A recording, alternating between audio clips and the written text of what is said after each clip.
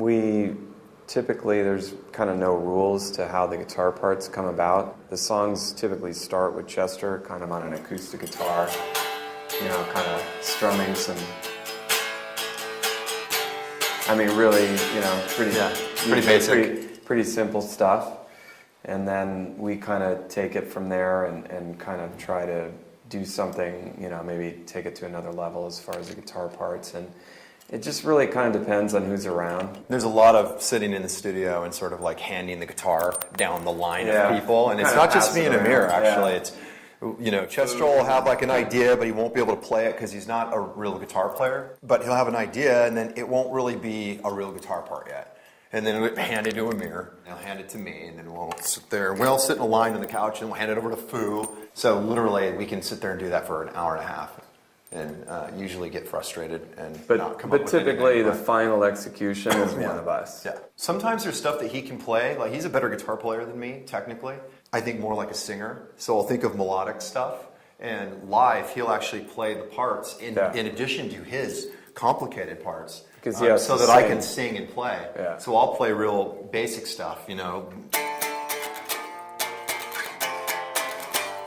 So I can sing along with it. One of the things I know that I tried to do with some of the guitar parts was, I think in order for them to sort of go to another level as far as sort of inspiring Chester to come up with a vocal part, because sometimes even he would be like, oh, I don't know, maybe this isn't good.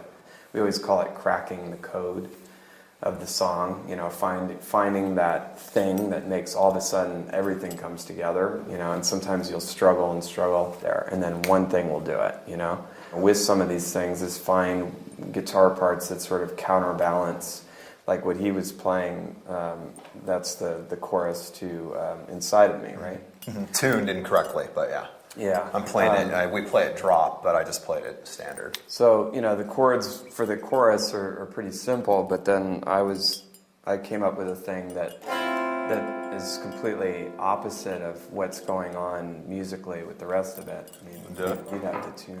Can you play it without it? Yeah, I can play it without it, yeah. Okay. 3, 4.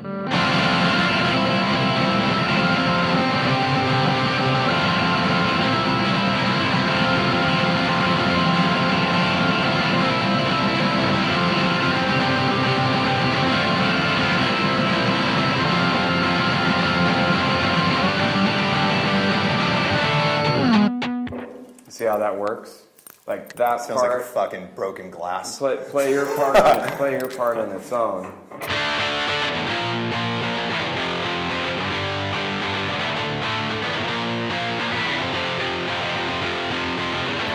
And then this part.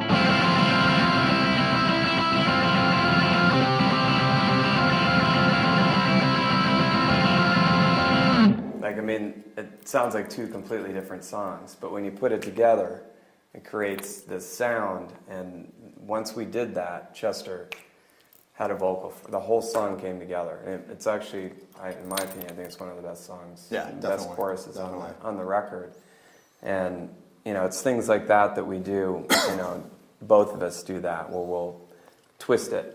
We really play two ways in Dead by Sunrise, drop D and standard. And we do a lot of drop D because Chester tends to ride a lot in drop D. Yeah. It's easy to play that way. Yeah, it is really. I think he likes, it's really easy. It's a singer's way to play. Yeah. Because you can, you know, just one finger just kind of go, you know, hey, I'm singing, and then I go, and I'm singing this now, and then this, and then this, you know, and it's just kind of easy. So a lot of the songs are, I don't know if it's half the songs, but it's probably almost half the songs are drop D. It's about half. Just enough to make it frustrating on stage because we have to change guitars all the time. And the bass too. Yeah, the bass is tuned like 3 different ways or something.